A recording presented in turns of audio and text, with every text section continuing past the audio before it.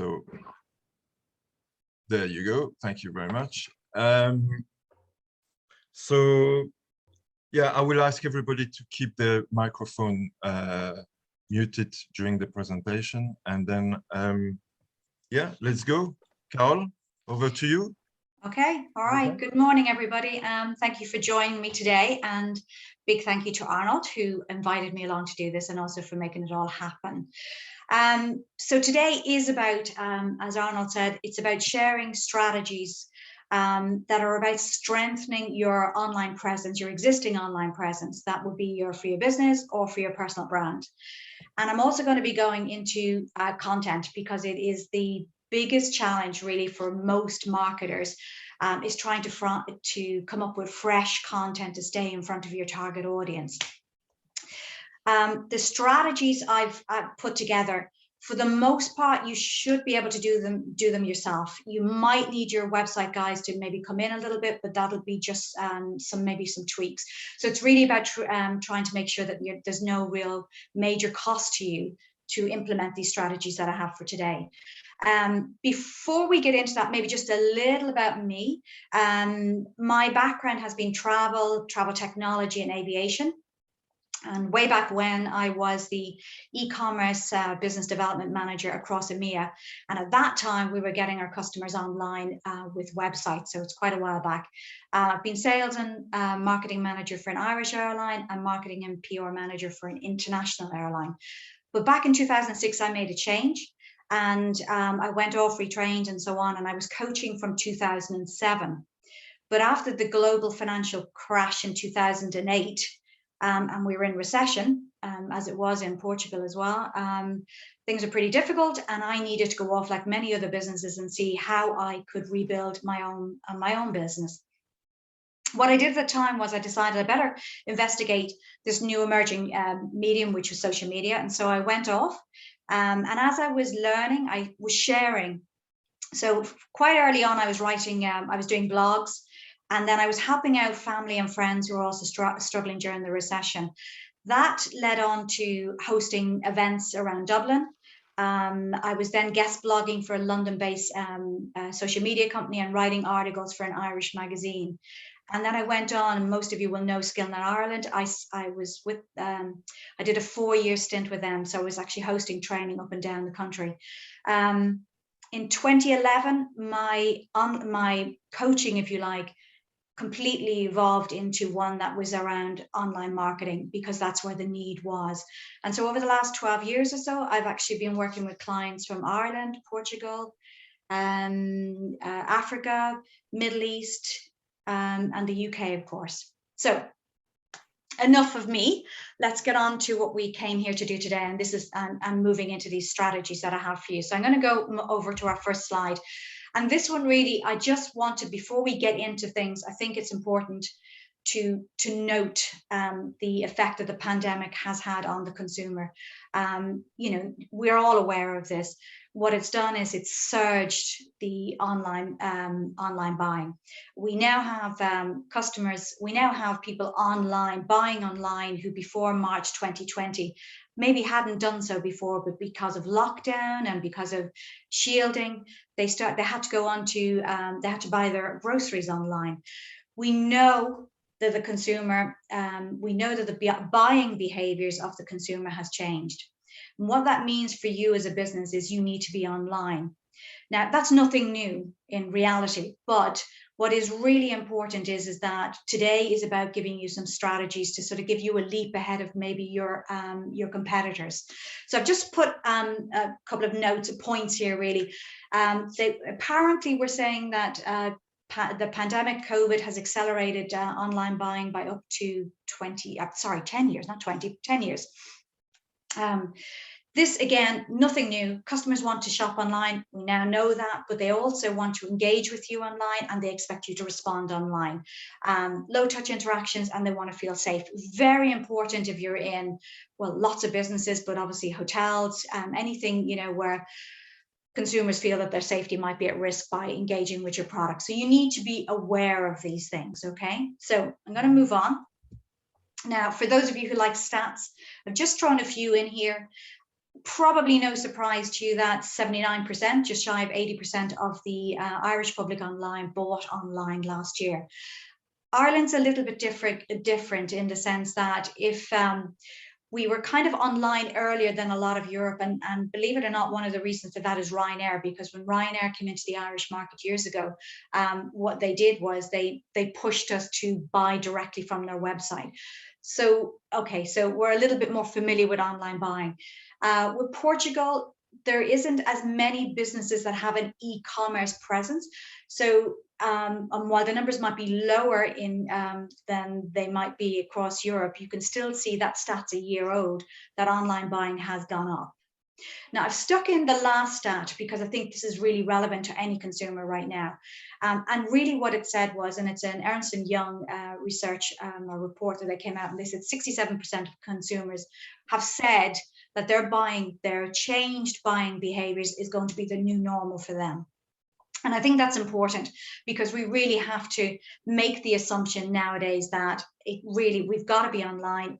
We've got to be targeting the consumer who is now online. So, okay, I'm going to get into what this is about today. So the first thing is we're going to be talking about your website.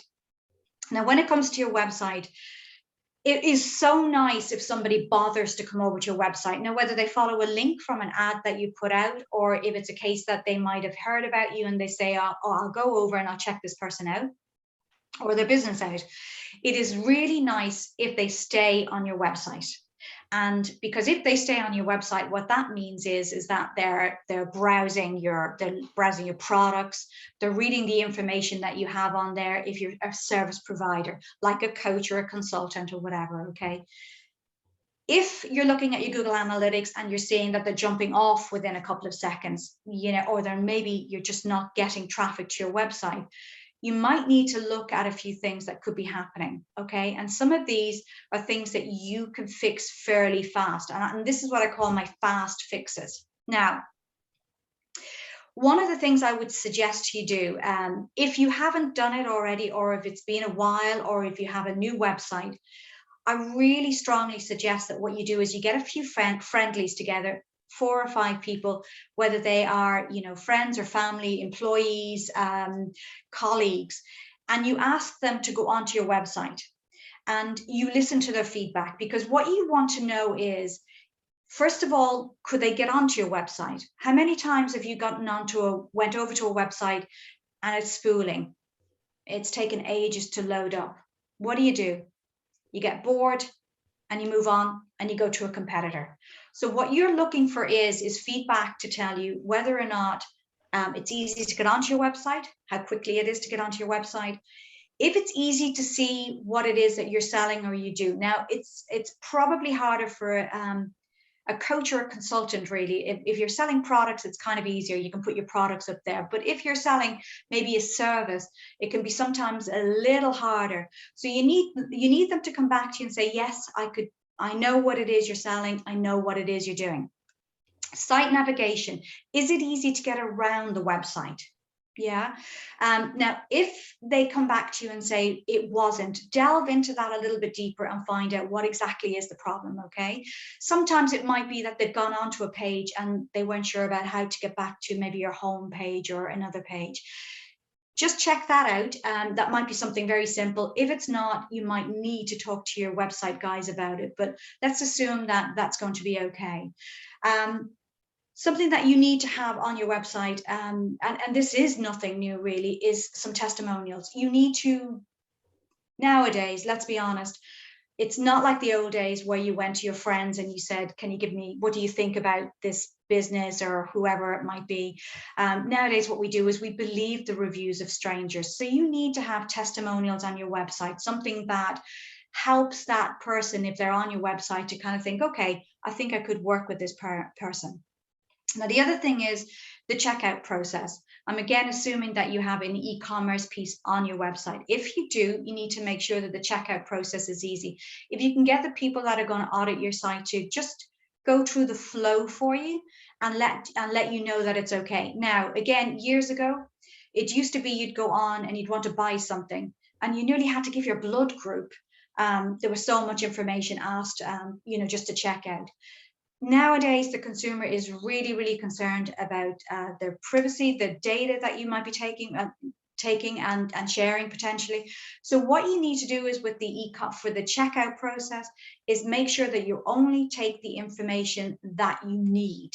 Okay, so I'm going to move on a little bit from website. Now, we're still with websites, by the way, but now what we want to do is to make sure that your website can be found. So you've done the audit, you've done the fixes that were necessary, and now you're looking at things like Google. Can I be found? Because at the bottom, well, I suppose really the most important thing is if you go to the bother of actually creating a lovely website and you've got great content, you want it to be found. So this is what we're looking at now. So when it comes to Google, it's a little bit like what we said about the user. If the user goes onto your website and hasn't a clue what you're doing, the likelihood is that Google will be the same. And so it's key that on your website, your text explains what it is that you do. And you can use keywords and key terms in there that explains that. Now, be aware of the fact, okay, because I have seen it. If you have gone down the road of having a really visual website, which looks wonderful, it's got loads of beautiful images and it's got video content on there, Google will struggle to figure out what it is that you do, and therefore it can't categorize you, and then it'll struggle to index your site. So you need to have text on your website that tells Google, as well as your user, what it is you do. So if you're short on text, go in and make sure that you update it and you put in there what it is that you do. Now, on the second line here, I've also mentioned that Google cannot read your images. What you can do and you should do is you need to go in and you have to have, for every image that you have on your website, you need to explain what it is. So for example, if you're selling a product, let's just say you're selling masks, for example. I saw somebody there and they're selling masks and they're doing some for Patrick's Day. So it might be the St. Patrick's Day mask. So you just explain what it is you're selling. If it's a tour operator, somebody selling, or a hotel, you're going to put in, it's maybe, for example, if it's a hotel and it's an image of the, I don't know, of the restaurant, you're going to put the name. So it's ABC restaurant. So you put something in again, so that Google knows what the image is. Now I'm working, or have worked with a client, and they have lots of product images. And when they were creating the site originally, there's a few of the images that have explainers on there, but the bulk of them didn't. And I needed to go in for them and actually update all of that. So that is something that you need to look at that helps with the ranking. And that's really important. Now, I've also mentioned with the user experience, your site, if it's not loading up, what they'll do is they'll jump off and they'll go to a competitor. Ideally, your site needs to load up within 3 seconds. So do you know how quickly your site is loading up? If you don't, I've got something for you that you can look at later on, and you'll know straight away. You need to load within 3 seconds. If it's not loading up, Google let's put it this way, it doesn't do anything for your ranking. So in order for you to get that ranking on Google, you need to be coming in lower. And I'm going to show you something on that in a few minutes. Now, on your website, if you have, hopefully you don't have a website with hundreds of pages, but if you have maybe, that's whatever amount of pages, we'll say between 3 and 10, something like that. This shouldn't be something that will take you too long if it's not already done. But again, every page on your website needs to have a snippet of information. So for example, on your about page is going to say a little bit about your business. If you're a consultant, it's going to probably say, you're going to want it to say something about you. So in Google, okay, when somebody's actually putting in either your name or your business, what you'll often see in your search, if you look at a competitor, actually, just to give you an idea, if you go in, you'll see there's going to be a little snippet of information.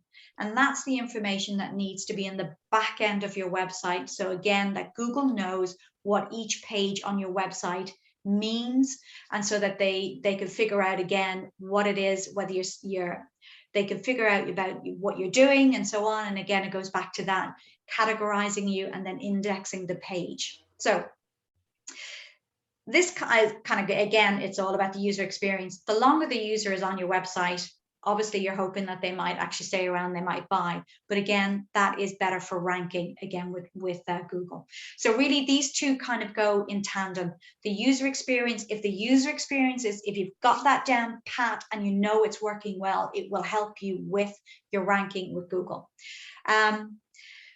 I'm going to talk a little bit about the last one here to make sure that you've got it's an SEO tool on your website. It's not essential, but if you've got a WordPress website, there is a free plugin, and that's called Yoast. And again, I'll show you that in a few minutes. But it's a free tool that you can have on a WordPress website. So if you have a WordPress website, I'm going to show you how to go in the back end of your website and check to see if it's there. And if it's not, it is something I would ask you to go back to your website guys and say, can you put that on my website for me today, please? Okay. And again, these, so far what I've told you with regards to having to go over to your website guys, they're tweaks, takes minutes. It's not going to cost you much to get it done. Okay. I'm going to move on. Now, again, we're staying with trying to make sure that you are going to be found. You need to be on the online directories. If you like, it's like going back to the old days, you know, in the yellow pages or the golden pages. I'm not sure what the equivalent would be in Portugal, but back to the days before we were all online, there was the telephone directory. So these are online directories. If you go into Google and you go online directories for Portugal, online directories for Ireland, you're going to see the directories that you can list your business under. Okay, I've just given you a few there, some of them for Ireland, some of them for Portugal. Now, you know what, please, if you do nothing else today after the session, I want you to make sure that you have a Google My Business profile set up, okay? If it's already set up, wonderful. But what I would suggest to you is go in and make sure the information is updated, and make sure again that you also have the option to put products into your profile on your Google My Business profile. If you haven't done it, do it. Put photographs in there. Honestly, I'm just saying that again with some customers of mine. We went into their Google My Business profile just recently and updated it, put products in. And now what's happening is with one of them, certainly, what she's actually getting inquiries coming in via that profile on Google. So in all honesty, I want you, if you do nothing else, please ensure that you have a Google My Business profile set up today. Okay, so I'm not going to go through these here, but you'll, as I say, go on to Google, get the listing. Lots of these are free. Some of them have a premium service, and I know one of them, for example, you have to pay 50 euros, and they whatever they add on to that. But in all honesty, once you're on these directories, it all helps to make sure that you get found. Okay. Now, this is something else, website links. If I don't know whether you've heard the term backlinks, okay? Just in case, if you have heard the term backlinks and you're wondering what it is, all it is another website that mentions hyperlinks your business URL. So, for example, let's just say today with the IPBN that, okay, on the website, on the IPBN website, that they actually mention about the masterclass today, and they hyperlink my website, okay, which I hope you did, Arnold. But anyway, the point is that's called a backlink, okay?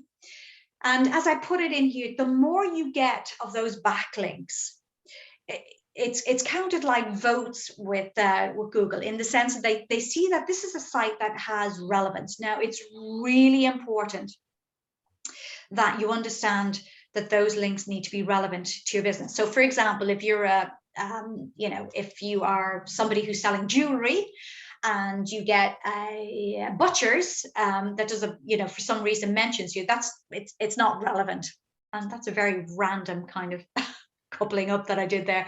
But the point is, you need to have relevant sites that will link back to yours. And that helps again with your ranking, okay?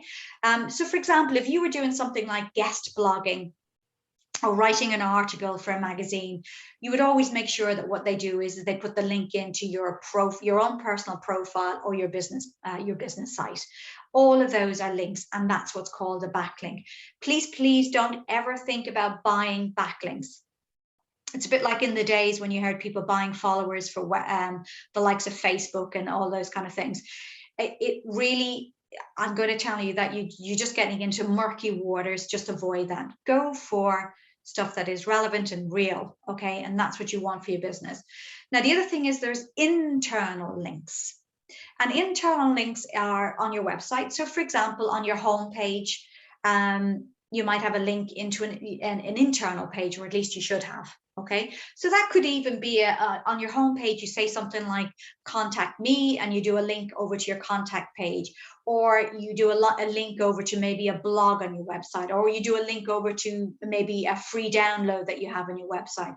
Internal links helps Google navigate around your site, and again, has it understand that this is a working site. Okay, so again, oh, the other thing is, and I think I have it here, if I got it about blogs, if you have blogs on your website, link your blogs. So say, for example, you wrote a blog last year and it was about a product launch that you had last year. And you're writing a blog today about a new product, but it has somehow it links to that other one. What you do is you do in the blog, you link back to the old blog, and that gives a bit of a lift on that old blog, and again allows Google to navigate around your site. So internal links and backlinks into your website all helps with your ranking. Working level will help with your, yeah, okay, so that's the last point I've kind of covered. Okay, so I'm going to go on. Now, I just wanted to show you this. This is a website that I pulled out. This is it's a free tool that you can use, and it's really, really good. If you want to download the report, you have to pay, but you can do what I just did, which are screenshots. So even if you're not non-technical of any description, there's going to be stuff in here that you're going to know straight away whether you need to fix it or not, okay? So using that link that I have here on the left-hand side, what you can do is put your website in there. And what that will do is it will kind of grade your website for search engine optimization. So how easily you can be found, okay? So you can see at the top here, it's got meta information. If you remember what I said to you a few minutes ago, I was talking about each page on your website needs to have a little snippet of information. So on this particular website, they're not doing too badly. 75% of the meta, the snippet of information is completed. Page quality, 80%, and so on and so forth. And you can see that what they've got is an overall score of 80%. It's not bad. If you put your website address into that little SEO checker and you get between 30 and 40% or lower, that means you've got a lot of problems on your website. Okay, so this is a quick and easy way to make sure that your website is working at its hardest for you, is doing all the things necessary to have you being found. Now, I just wanted to show you, if you look at the response time here, the response time for this website was 2.55 seconds, okay? And if you look down at the list, the kind of tasks that it's actually said you need to fix, one of those is improve your page response time. And they have it down as being very important. So that's going back to what I said a few minutes ago. If your website is loading up anywhere over 3 seconds, it's really not good, okay? But anyway, back to this. What I want you to do is put your website URL into this SEO check and see what comes up. And as I say, some of it is a little technical. Don't worry too much about it. You will see the list of improvements that you need to get done. Some of those you might be able to do yourself. And again, if you feel you can't, if there's stuff in there you think, okay, I really don't know what this means or what I need to do, again, that's going back to your website guys and saying, look, this is the report that I've got. Can you have a look at it for me? What do we need to do? Okay, things like the speed of your website. There can be a few different things that can happen there. One of them could be just as simple as that the images that you've put up on the website, all beautiful, large images, are just too large. They haven't been condensed. So it could be a matter of that you go back to your website, guys, and say, look, the site is slow. Can you have a look at it and see what the problem is? And if it is images, just condense them. Do whatever they need to do. Okay. I'm not somebody who I don't, when it comes to websites in the back end, I work with website guys, so don't know how to do that, but I know that they can do it for me. So these are the things that you would reach out to them and say, I need that sorted for me. Okay, so I'm going to move on. I said to you that I would show you how to identify whether or not you have an SEO tool on your website. So I'm going to assume that you have a login to your WordPress website, and that you have been in there and you have a feeling at the very least as to how the dashboard looks. So this is the back end of my website, and on the left hand side on the black, you'll see I've just boxed it out there. I've got SEO there. Now I've actually got the free SEO Yoast. Think of toast with a Y, so Yoast.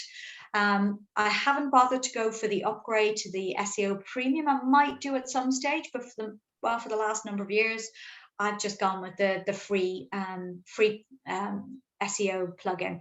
So again, if you go on to your website, to the back end of it, go into the dashboard, have a look down the left-hand side and see if there's any mention of SEO. Now, you don't need an SEO plugin on your website. You really don't, but it helps. Again, going back to trying to make your website work, as I say, as hard as is possible for you.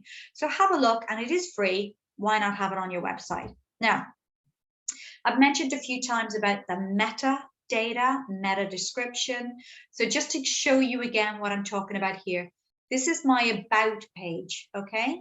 And the snippet of information that I put in is down here. Now, I've worked with a lot of customers over the years, and I've gone into the back end of the websites and I've seen that this has just been forgotten about. It's left blank. So what I would say to you is go in, and on the left hand side you have all pages, and go in and go down, move down to the bottom and just see if the meta description has been filled in or not. And if it hasn't, go in and fill it in. Now, you don't need a website person to do that for you, because in reality, they're going to say to you, well, what do you want me to say? This is your website, it's your business. So you need to be putting in what it is that page is about. So on your home page, have a look at, and I'm always saying this to clients, and it also amazes me the amount of times I've said to clients, I've said, what are your competitors doing that you like? And they go, oh, I haven't really looked. And I'm going, you know what, have a look, see what your competitors are doing, see if you can improve on it, emulate it, or maybe improve on it. So what I will be saying to you is, if you're unsure about even the snippet of information that you put in there, is have a look at your competitors. So go online and go to their website, look up their website on their about page or their home page or their product page or whatever it is, and see what they have there, and then write your own. Okay, very easy. Go in, all pages, go into each page on your website, down to the meta description. It's just a snippet of information. And you see the way it's green here? That goes red if you go over the amount of characters that are in there. So ideally what you want is, where the photograph is, by the way, this is how it will look online, okay? What you want to make sure is that when somebody reads it, that it's not cut off mid-sentence. You see that a lot. So the green little line underneath the text here tells me that I'm within the characters that's allowed. Well, within the characters, that means it won't break a sentence up halfway, up in the snippet as such. I hope that makes sense, really. For all of these things, any questions afterwards, and we'll go through them. So, okay, going to move on. Now, this is just the checklist that I want you to think about covering on the website, just the stuff that we've gone through. First thing I would say to you is, please, please, please, if you haven't done it, get an audit, just friendlies, get them to come back to you and give you the feedback and work on that feedback. Remember, you need to have text and keywords and key terms in your text on your website so that Google knows what it is you do. Make sure you're on you're on as many directories as you can. As I say, most of them are free. Just throw your business up there and off you go. Let it happen. Build those backlinks. Just make sure if you're ever doing anything, if you're speaking at an event, if you're writing an article, make sure always that there's a link back to your website. Internal linking, just go in and make sure that you've got links to internal pages and you're linking up your blogs. And again, the SEO tool, if you haven't already got it, go in, ask your website guys to upload that plugin to your website, and then also go in and update the page snippets and make sure that they're all done. And I've kind of already said that, update your content on your blog. Just when it comes to content, by the way, content for if you've got products, you're generally updating them on a regular basis, which is all good because the Google crawls over your site every 5 to 7 days thereabouts. Okay, and so if you've got fresh content going in with say products, for example, that's great. If you're maybe more a coach or a consultant, you know, that's where blogging comes in to try and keep fresh content on your website. So again, just updating content or products or whatever keeps your site fresh, and that helps when, you know, again, for Google crawling over it and making sure that your website is relevant and so on. Okay, so I'm going to move on. So how am I doing? Ooh, blimey. Okay, social media.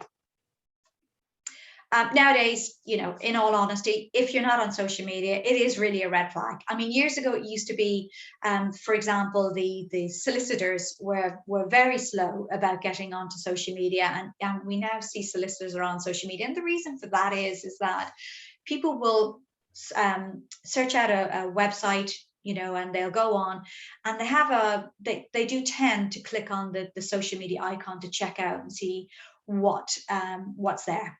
So if you're not on social media in any shape or form, I would think that that's already a problem for you, in all honesty. The consumer today wants to engage with you, and they want to engage with you on social, and by the way, they expect an answer very, very quickly, within minutes. So they want to be able to interact with you fast. All right, so unless you have a chat bot on your website, you really need to have a social media presence. A lot of questions the question I hear regularly would be, you know, which social site should I be on? And I'm always saying the same thing: where is your customer? Because there ain't no point in being on a site that you think you should be on and your customers aren't on it. Now, the other thing here is, like during lockdown, we heard a lot about TikTok, and, you know, it was all TikTok this and TikTok that and so on. But in reality, TikTok was very aimed at the teenagers. Okay, it got a bit of a lift, and I'll show you the numbers in a moment or so. But you need to know your customer. You need to know where they are, and there ain't no point in going with the fad. So, you know, you might think, oh, I better be on TikTok. Everyone's talking about TikTok. But if your customers aren't on there, then you're wasting your time, your energy, and your resources going in the wrong direction. Now, again, if you're B2B, you might be somebody that concentrates on, say, LinkedIn. If you're B2C, it may well be Facebook or Instagram. But again, it's up to you. As I say, it's always, you need to know where your customer is. And if you don't know that, then you don't know your customer, okay? If you really don't know, then you need to ask them, and then you go that way, okay? This is the other thing. I've had people come to seminars over the years, and they get really excited about social media. They get an understanding of how it works, and they go out of the room and they're like, yes, okay, I can do this. But they go out thinking, I'm going to be on every site. So they go out thinking, I'm going to be on LinkedIn for my networking. I'm going to be on Facebook. I'm going to be on Twitter. I'm going to be on Instagram. And what happens is, unless you've got a team, a social media team in-house, what happens is you will overwhelm yourself, you'll get to a stage where you just don't, I mean, you've no time already if you're a business owner, a small business owner, if you're solopreneur, whatever, you really don't have time to be sitting in front of social media. So what will happen is you will get to a stage where it'll all just fall flat. So really be, as I've said here, be happy to be brilliant on one side and average on another. Now I work with a client, and her Facebook page is really interactive. She's got a great audience. They really like interacting with her and whatever. And she's saying, well, you know, I maybe need to look at other social sites. Should I be on this? Should I be on that? And I'm going, okay, we can look at that for you. But remember, this is the site that's working well for you. Don't lose sight of that. Okay. Now, again, in a year's time, everything could change, who knows? And I'm going to talk about a little bit about that now, because I wanted to show you this. When it comes to kind of global stats, you can see that Facebook is way out there. There's a lot happening with Facebook at the moment, but it's still very much the leading social media tool. If you see in Ireland, it's nearly 94% saturation point, and in Portugal, 75%. Okay, if you look at TikTok, 689 million up to the end of 2021. It's very impressive, but when you look at Facebook, it's 2.79 billion users. So having said all of that, if you discover, depending on the product or the service that you're offering, if you discover that your people, your target audience are all on TikTok, then you can forget about Facebook and go straight to TikTok. So again, it's where your customer is. But I did just want to show you how it is at the moment, okay? Now, there is a lot happening with Facebook. And you may or may not be aware of that. But first of all, the zero free engagement, I just want to explain that in case you're not aware of that. This has been happening over the years. If you've got, say, 100 followers on your Facebook page, if you put a post up, it does not mean that your 100 followers see your page. Okay, now, you know, some of them could be on holidays, could be doing other things. They don't see your post, and by the time they get back to look at Facebook, there's lots of other stuff happening anyway. A few years back, Facebook used to have your free engagement was shy of 3% up to a few years ago. Now it's 0. Okay. Now, there are exceptions. And again, it goes back to what I said. You may have a very interactive Facebook page. In the client I mentioned earlier, this is years in the making. You know, she's been doing this for years. It's working well for her. It's great. She has a lot of free engagement.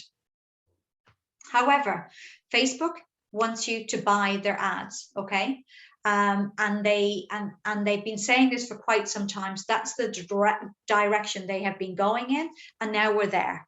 So to get free engagement is very challenging for pages that are non-entertainment. You know, again, if you think about, there's going to be pages that will have like news pages, entertainment pages, sports, celebrities. They're going to have a fan following anyway, and they're going to have some interaction. Even they know that the interaction has gone way down.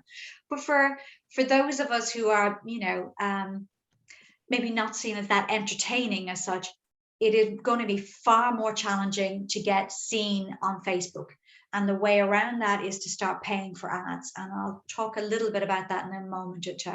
So I had another client of mine rang me a few weeks ago, and he said, you know, we have to, what can we do to beat the algorithm? Now, the algorithm is just a mathematical process that happens in the back of the system with Facebook, and they're constantly changing it. And I said to him, and I'm going to say to you the same thing, don't even try to do that, because you're wasting your time. Just focus on what is working well for you and keep going with it. All right. It's always about monitoring. You need to monitor what's working well and stay on top of things. The other thing is, again, this is kind of, to me, it's sort of old hat really in some ways, but not for everyone. And when I say it's old hat, it's old news. Again, years ago, it used to be it was all about how many followers do you have? That page has more followers than me, and all of this kind of stuff. It means nothing anymore. Okay, forget about it. What you need to be focusing on is, again, that quality rather than quantity. Again, if you've got 1,000 people that are following you on Facebook that you manage to work it through. Going back to what I said earlier, a lot of them are not seeing your content unless you're paying to put it out there. So focus on keeping the content good, knowing your audience, keeping the content relevant for them so that you can engage them. And then if you need to boost that, then what you do is you pay for an ad to do it. Now, when it comes to posting, it's another question that comes up regularly. How often should I post? It doesn't matter. You just need to be consistent. So I see it with some. What they do is they go into a little burst, and so they go off and they. I've seen it with travel companies where what they might do is they'll get a whole load of offers in, and they'll slam 5 or 6 up in one day on their Facebook page, and they might do it the next day. And they might do it even the day after that because they're all excited and they've got loads of offers in. And then they get really busy and then they forget about it for 2 weeks. And then they go, oh my God, I better do this again. And they slam another whole load up again. If you're a company that's going consistently 2 posts a week, when it comes to ranking on Facebook, you'll rank higher than the company that's shoving a whole load of stuff in and then forgetting about it for a period of time. You need to be consistent. Okay. The other thing when it comes to Facebook ranking for your page, and remember this, your pages are ranked on Facebook, just like on Google, your website is ranked. Facebook does the same thing.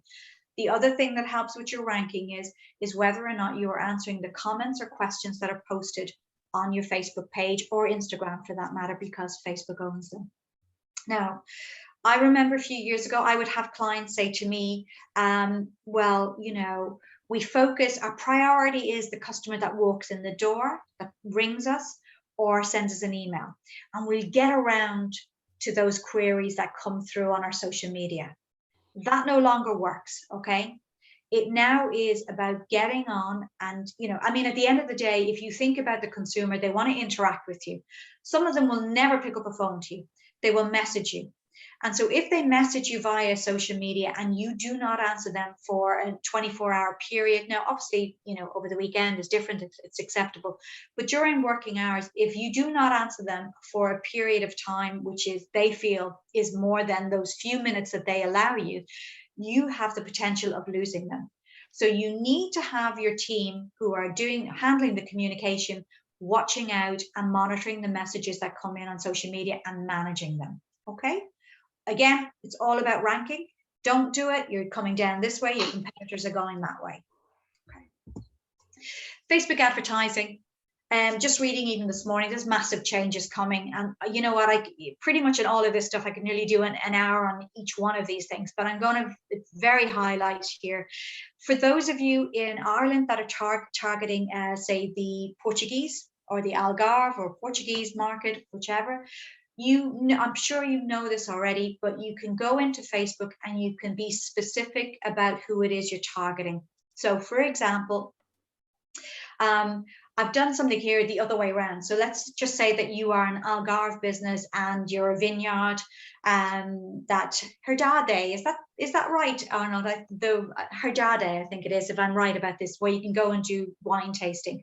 So let's say that you're in Portugal and that you want to try and you want to encourage the Irish or Irish people to come and do the wine tasting. What you can do is you can go in and you can actually be very specific. In Ireland, you could do Dublin, or you could do Cork, or you could do the whole of Ireland. You put in their age, and you could do something like their interests. First of all, our Algarve, that they may want to go to the Algarve, and they're interested in wine tasting. And kind of, I know in the Algarve, wine tasting and golf kind of goes together. So you could actually go for interests as golf, wine tasting, and Algarve, and be specific and put that ad out to those. And the beauty of that is, you know, you're not going to get someone who doesn't drink wine, doesn't play golf, has no interest in the Algarve. So you are targeting only those who are interested in what it is that you've put out as the interest as such. And you can do that in reverse. Okay. So if you're targeting people in the Algarve, for example, you can target the expat community. Now I'm just going to say this to you. And if you're new to doing this, do a test run. Okay.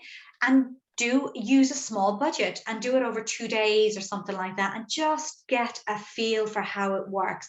You can put in a budget for like €5, run it for 2 days, do a very specific audience, see what the engagement was like on that. If it didn't work, go back in again, tweak it, try something different.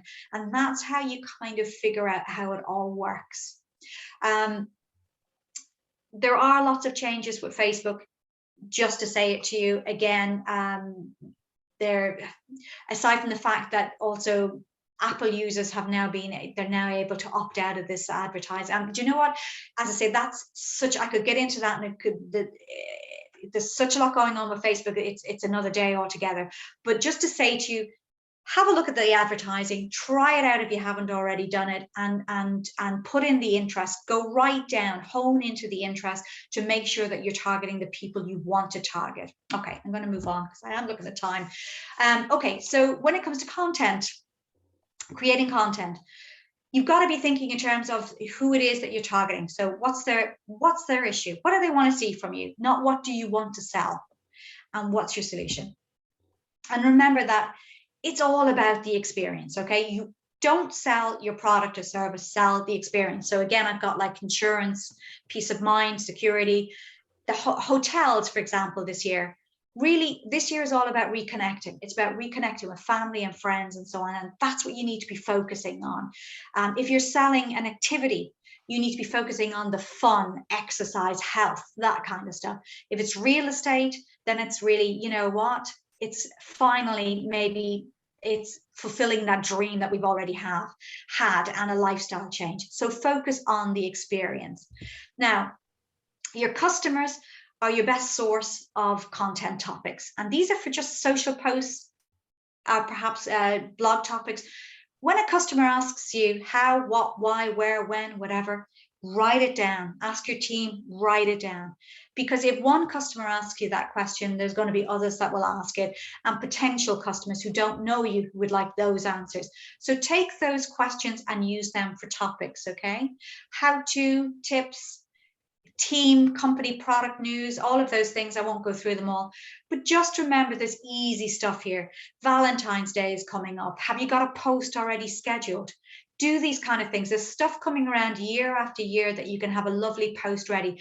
And Mother's Day or Father's Day, it would be, you know, bring you into it. Have a photograph of you and your dad, or you and your mom, or the team and their moms. People love to see the people behind the brand, and these are so easy to do, and they're just ongoing. If you're going to an exhibition, make sure there's a photograph of you. Tell everybody about it before you go. When you're at the exhibition, take photographs, let everybody see live stuff. And after the exhibition, you can do some more posts. And these are just things that you can keep doing as you're going along. That shouldn't be taking you, well, it should be minimizing the time that you're sitting in front of a laptop and thinking, what am I going to do today? These are things you can keep doing, and you can just map it out, okay? So evergreen content, it means just that you can keep rehashing it. If you get a testimonial or a review, put it up there, put it out there. You can put it out a month later, 2 months later, you can do it. FAQs, product videos, how-to guides, update old blogs, go into an old blog, put a new stat in or a new quote in, reach, and then churn it out again. So this is stuff that you can keep doing. Now, free tools over here, canva.com, I cannot live without it. Facebook Creator is where you go in and you can do your posts for Instagram and Facebook, and you can actually go in and you answer all your comments and so on. And then MailChimp. MailChimp is for newsletters, makes it look really professional. These are free tools for you to use, okay? I've kind of touched on this already, but it is about getting in front of the camera, all right? So if you're going to that exhibition or whatever, get yourself in front of the camera, put it out there. I know we're running short on time, so I'm going to really finish really quickly. Personal brand. This is really important. It is, how do you want others to see you, okay? Because if you're not taking control of it, others will they will say what your brand is. So you need to know how you want to be seen, and you need to be putting stuff out there to have that happen, okay? So and I've just put in like a couple of people that you might know straight off and think about their brands. One of them is quite damaged at the moment. The other one is is seen as being an innovator. Okay. Now, quick ways to build your personal brand. If you like to write, ask a local magazine if you can write for them. I did some stuff there for, oh my God, Smart Living Algarve there. I did some articles for them. If there's events coming up, ask if you can speak at them. You've joined a business networking group. Local radio station, I did that as well years ago. Get on the local radio station. They're always looking for people to interview. And don't forget to get in front of the camera, okay, for because that helps as well. Oh, and that's me. Now I've rushed that. I feel bad that I've rushed it, but I have. Very, very good. I knew I had too much maybe for today, but anyway, what can I say? Yeah, no, that's perfect. Really, really good. Lots of really interesting tips and a great overview of what needs to be done to make your website work. So thank you very much, Carole, for that. So maybe if you stop sharing and then. Oh yeah, sure. Yeah. Stop share. Yes. There we go. Okay. Now we are all there. So. Yeah, I mean, we'll take, I know we are close to an hour, but we'll take a few questions if anybody has some. I have one or two, but I'll let other people. Anybody? No. I've blinded them. So much information. I know. To digest. TMI. I mean, there are certainly things that I will have to do very quickly, like the Google My Business profile. I'm not sure we have it. Oh no, you do in Portugal. I know you do. Yeah, I know, but I'm not sure we did it for our website. Oh, so okay. Do it. Seriously, it's a thing to do. Okay, it's a thing to do. Yeah, and I think many of our members will also use their website to develop leads or to get some leads. Yeah. I don't know if you have anything to say about that, because it's very difficult to get quality leads. You can have a lot of leads, but what to get a good leads that you can follow up and do business with, I think it's very important. I'm thinking about our real estate members or anybody, lawyers. You mentioned lawyers. Well, right? See, the other thing is, again, on LinkedIn, they do have that sales navigator tool, which you've got to pay for. And that is all about generating leads. It's a leads generator. So again, that's very business to business, really, that you're talking about, Arnold. So when it comes to, see, that again goes back to earlier what I said about your website. If you can't find, you can have a wonderful website, but if no one knows about it or and they can't find you, then it's a problem. If you are, if you're a salesperson and you're doing your B2B, you really need to be looking at getting onto LinkedIn and using perhaps that sales navigator tool to generate real leads. You're then generating back to your website perhaps, but that's very much a sales orientated leads generation. And it's kind of a little different because the focus is about getting in front of people, and they may then go over to your website and check you out. So I mean, again, my whole thing is, if your website is working at its hardest for you and people do find you, or you do a lead gen sort of blitz or whatever it might be, that if they go over, it is doing what it should do. So they're not jumping off within seconds, for example. So there's kind of two different things there, Arnold, I would be saying. Leads generation using LinkedIn as again, website, which should be strong. And so if they get there, that they see what they want to see, and then they follow up from it. Yeah, sure. Okay.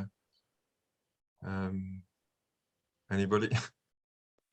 Don't be shy. Don't be shy. No. Yeah, just to say thanks very much, Carole, for that presentation. I just had a very quick question. Was there any kind of books or YouTube resources that you would recommend? Do you know, Shane, it's when it comes, I suppose everything I do is everything I research is always online. I follow everything, in fairness. So top of my head, are you talking about specific to anything in particular, or what is it? Well, any kind of personalities on YouTube that you'd recommend have loads of tips or anything like that, with SEO or... Do you know, okay, right. Okay, obviously you should start a YouTube channel, Carole. Well, no, I tell you what, I have a YouTube channel. It's not that great. Your man, Neil Patel, you probably know him, Shane. Yeah, he's pretty good. Yeah. So, I mean, he's one of the guys. You know what I've signed up to? I've signed up to Yost's newsletters. So I look at those, they're coming in all the time and they're really easy to follow.